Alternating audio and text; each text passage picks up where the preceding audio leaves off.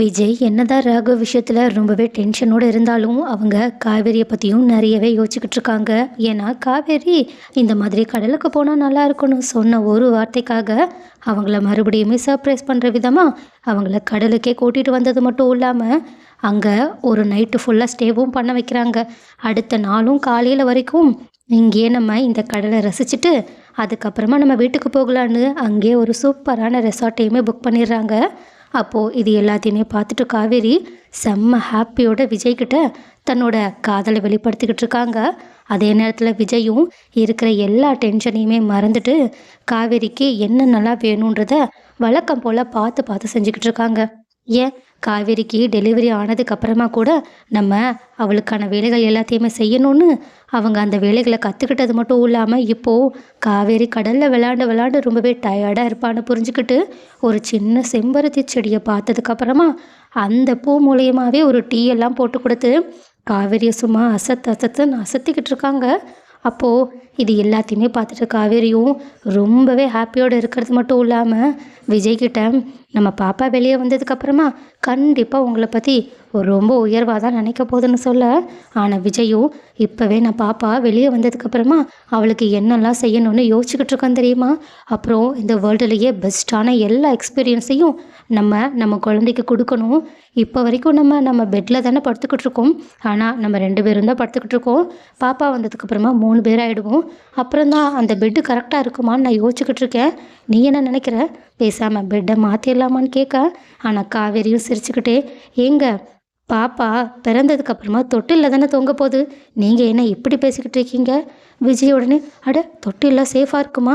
அதெல்லாம் கரெக்டாக கட்டுவாங்களா? அதே மாதிரி அங்கெல்லாம் அன்கம்ஃபர்டபுளாக இருக்கும்ல, பரண்டு படுக்கிறதா இருந்தால் பாப்பா எப்படி படுப்பா? உடனே காவேரி சிரிச்சுக்கிட்டே, எங்கள் குழந்த திரும்பி படுக்கவே 3-4 மாதம் ஆகும். நீங்கள் என்ன இப்படி சொல்லிக்கிட்டு இருக்கீங்க? ஓ அப்படி ஒன்று இருக்கா? ஆனாலும் அதெல்லாம் சேஃப் இல்லை. உடனே காவேரியும், குழந்தை தூங்குற தொட்டியில் எல்லாரும் பார்த்து பார்த்து தான் கட்டுவாங்க, நீங்கள் தேவையில்லாமல் யோசிக்காதீங்கன்னு சொல்ல, ஆனால் விஜய்க்கோ மனசே கேட்கல. தன்னோட குழந்தை அந்த தொட்டிலில் படுத்தா கூட டேஞ்சரோன்னு அவங்க ரொம்பவே யோசனையோடு இருக்க, இதை பார்த்துட்டு காவேரி சிரிச்சுக்கிட்டே, பேசாமல் நம்ம வீட்டில் நீங்கள் குழந்தையாக இருக்கும்போது யூஸ் பண்ண தொட்டில் இருக்குல்ல, அதில் வேணால் பாப்பாவை போடலாமான்னு கேட்க, விஜயும் ஆமாம் அது கூட ஓகே தானே கொஞ்சம் சமாதானம் ஆகுறாங்க. ஆனால் இப்படி இவங்க 2 பேரும் தன்னோட குழந்தைய பற்றியும் அவங்களோட ஃப்யூச்சரை பற்றியும் இவ்வளோ ஹாப்பியாக பேசிக்கிட்டு இருக்கும்போது, ஆனால் அந்த பக்கம் வெளியே வந்த ராகவோ அவங்க 2 பேரோட சந்தோஷத்தை குலைக்கிறதுக்கான சதி வேலைகளை தீட்டிக்கிட்டு இருக்காங்க. ஏன்னா விஜய் நினச்ச மாதிரியே ராகவ் விஜயோட குடும்பத்தையும் விஜயையும் பழிவாங்கிறதுக்காக கொலை வெறியோடு இருக்காங்க. அதில் முதல் படியாக விஜயை பழிவாங்கணும். முக்கியமாக தன்னை அவமானப்படுத்தி அசிங்கப்படுத்தின விஜய்க்கு நம்ம சரியான பதிலடியை கொடுக்கணும்னு அவங்க உயிரை எடுக்கிற அளவுக்கு ஒரு திட்டத்தை தீட்டிக்கிட்டு இருக்காங்க.